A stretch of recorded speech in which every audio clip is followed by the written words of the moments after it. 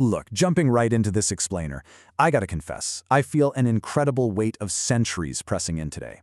I've spent what literally feels like lifetimes buried beneath the dust of forgotten texts, trying to make sense of humanity's terrifying and honestly magnificent obsession with the unseen world. My eyes are, well, they're tired. Tired from deciphering faded ink and staring into flickering screens.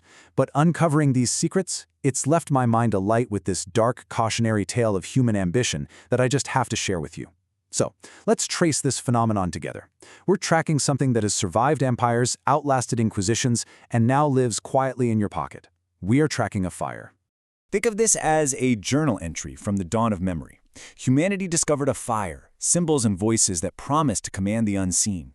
Now, when we say the fire, we aren't talking about literal combustion. No, it's the ultimate metaphor for humanity's magical ambition. Back in the day, our ancestors didn't just want to survive, they wanted to command. They believed they'd found a set of instructions, an actual language of spirits. They carved these symbols into unyielding stone and wet clay, truly believing they had mastered the hidden levers of the universe. It was the spark of an endless, consuming ambition to control what absolutely cannot be seen. It's actually fascinating to track the survival of this dangerous obsession through its physical forms. Look at the ancient era. You've got these desperate instructions for power permanently etched into stone and clay. But as generations passed, the medium naturally evolved.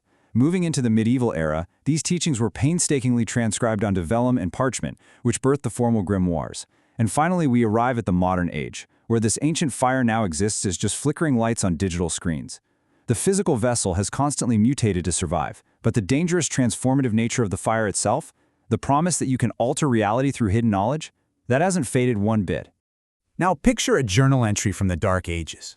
The Grimoires became heavy, forbidden books, locked in secret cabinets, revered by the courageous, burned by the fearful. Just focus on those words for a second. Burned by the fearful.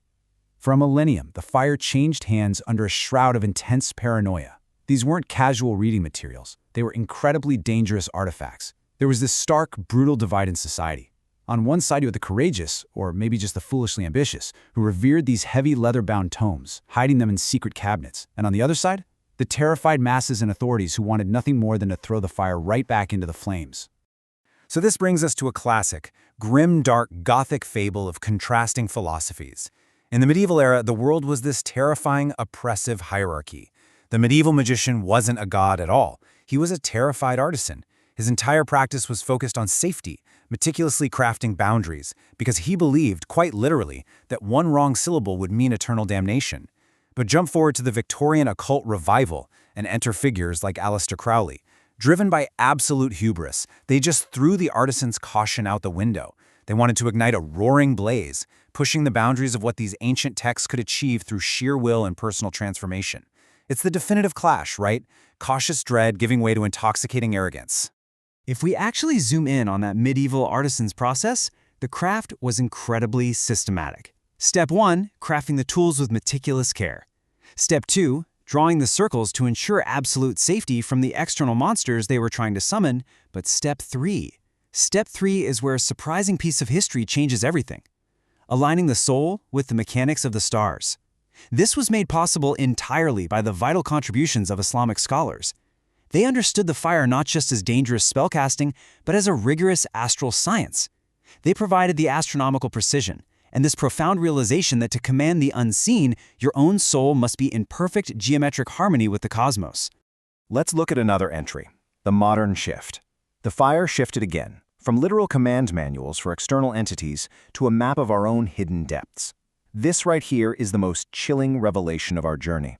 For centuries, the artisan and the Victorian occultist alike believed they were summoning objective monsters from the dark woods or the outer ether. But as humanity marched into the modern age, that perspective fractured, and a horrifying yet somehow liberating realization slowly dawned. What if the demons we're trying to bind and the angels we're trying to summon don't live outside of us at all? What if they've been hiding inside us the entire time? This sparked a totally profound redefinition. Viewed through a Jungian lens, the unseen world was no longer some external spiritual realm. It was the hidden landscape of our own unconscious mind. The spirits and demons listed in the grimoires were completely recontextualized. They became archetypes, right? Raw personifications of our hidden desires, our traumas, and our untapped potential. Magic basically became depth psychology.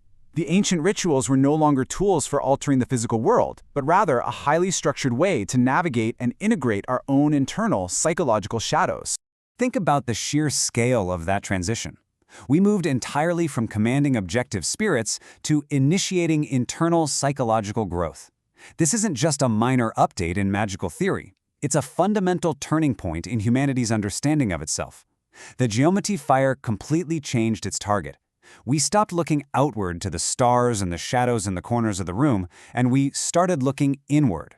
The profound irony here is that the very rituals designed by medieval artisans to protect their physical bodies from external monsters are now utilized to protect our fragile egos as we dive into the terrifying depths of our own minds to force internal growth.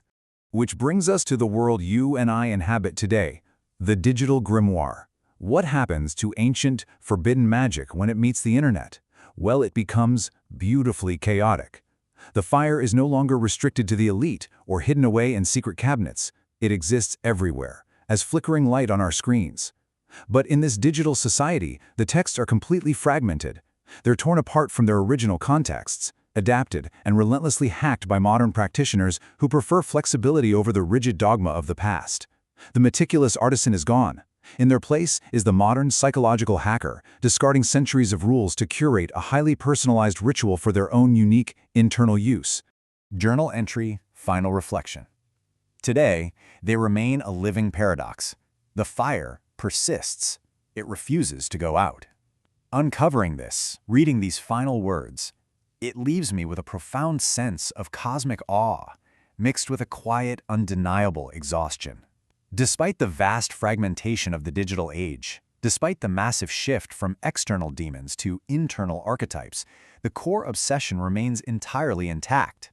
The grimoires are a living paradox because they are fiercely ancient, yet relentlessly modern. They're historically dangerous, yet freely accessible. No matter how deeply we dissect them with modern psychology, the raw, primal heat of that original fire absolutely refuses to be extinguished. So, what we are left with is an eternal testament to humanity's persistent need to understand the invisible world and our own place within it.